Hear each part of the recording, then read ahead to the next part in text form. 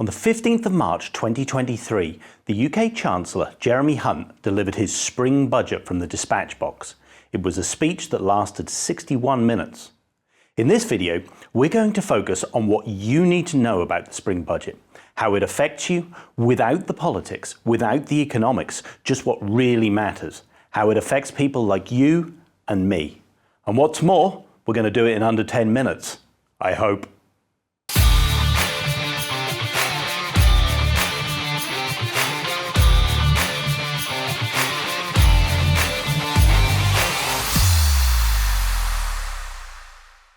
A lot of new incentives were introduced in this budget, but surprisingly, very little in the way of any tax changes. Now, I'm not going to go into too much detail. The spring budget report itself is about 39,000 words long. My aim is to give you an overview of what has been announced, where we feel you might actually see change happening, whether good or bad. Many of the tax rates and reliefs have been previously announced, so I'm not going to go over those here, but you can find more detail in our spring budget summary published on our website. You can find the address here, and I'll also put a link in the description. The Chancellor announced that the UK's inflation rate is expected to fall from the 10.7% reported in Q4 of 2022 to 2.9% by the end of 2023. This is great news, since this means the rising prices we've seen over the last year will start to settle. Whilst it doesn't mean the prices will necessarily come down, we should start to see more stability in the price of goods and services. Additionally, it is now forecast that the UK will not enter a recession this year, as had been predicted last year. The economy is now forecast to contract slightly in 2023 and then grow every year for the next 4 years. One of the biggest price increases has been in gas and electricity, and the good news is that the energy price guarantee, which caps the typical household energy bills at £2,500, is extended for 3 months until the end of June. However, the Energy Bills Support Scheme, which has been giving households £67 per month off their energy bills since October last year, still ends this month, with no direct replacement being offered. For those with prepayment meters, energy tariffs are going to be aligned with those of similar customers paying on direct debit, which means that those on prepayment meters should see their energy costs coming down. Several funds are being established to provide support to community facilities, such as swimming pools, charities, and there will be a specific investment into the voluntary sector for suicide prevention. For those that enjoy a drink or two, the freeze on alcohol duty is once again being extended to 1st of August, after which it will start to rise with inflation. Additionally, draft relief is being increased across a range of alcoholic drinks to help pubs and bars be more competitive against retail outlets which don't receive this relief. For the smokers among you, the news is not so good.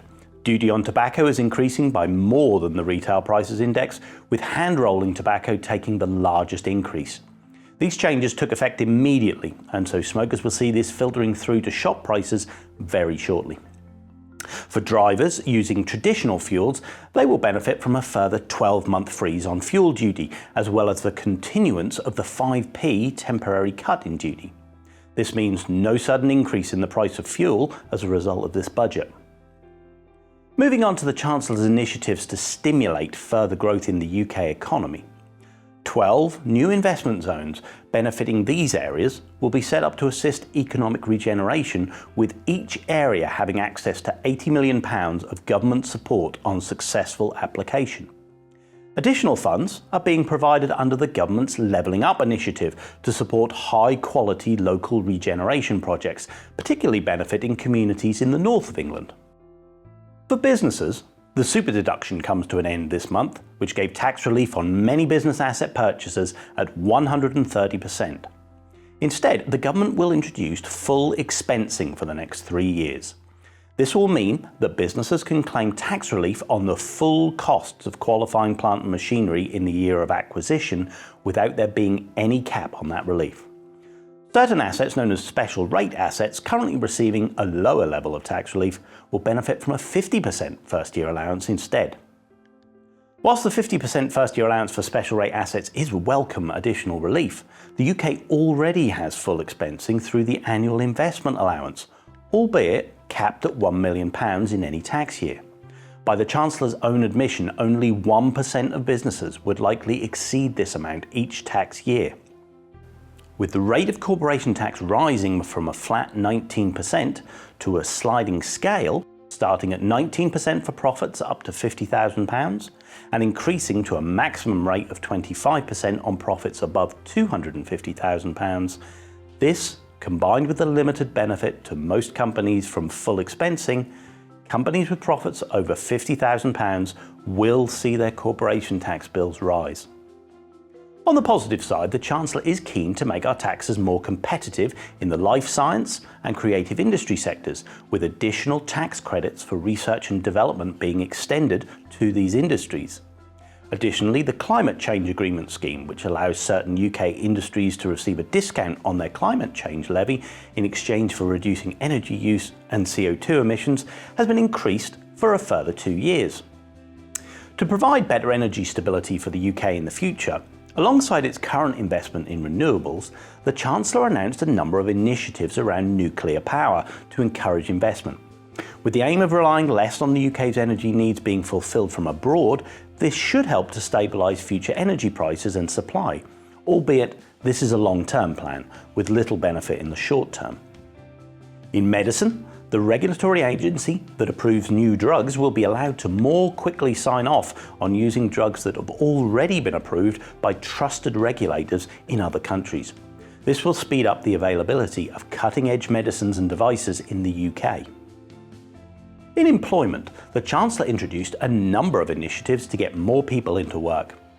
Disabled people can benefit from a voluntary scheme where the government will spend up to £4,000 per person to help them find appropriate jobs and put in place the support they need. For those suffering from musculoskeletal health conditions such as back pain, further investment is made to provide specific employment support within the healthcare system.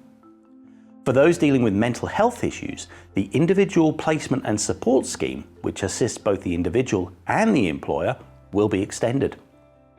For young people in care, the Qualifying Care Relief, which provides tax benefits to foster parents, is increased, whilst funding is also increased for the Staying Close programme, which supports young people leaving care. There will be changes to universal credit for those without a health condition, with sanctions applied to those failing to meet work search requirements or choosing not to take up a reasonable job offer. At the same time, the availability of work coach support is extended for claimants working the equivalent of 15 hours per week at national living wage up to 18 hours. There are also a range of measures to support workers over the age of 50, including targeted assistance given through midlife MOTs and a new kind of apprenticeship called a returnership, specifically tailored to the flexibility and experience of older workers to reduce training times. Pension reforms over more recent years have discouraged well-paid individuals from remaining in employment when they discover they can no longer contribute to a pension without receiving a tax charge. A key group this has affected has been NHS doctors. To tackle this loss of skills from the workforce, the annual allowance for pension contributions is being increased to £60,000 and the lifetime allowance will be completely abolished. Finally, there were significant reforms in childcare, which include incentive payments for childminders joining the profession, increased funding paid to nurseries. For parents on universal credit needing to access childcare, support for these costs will be paid up front rather than in arrears. Greater funding for wraparound care with the aim that by 2026 all schools can offer childcare between 8 AM and 6 PM to support parents during the working day. Perhaps the most significant was the announcement that 30 hours of free childcare per week will be provided for every single child over the age of 9 months and under the age of 5 with working parents.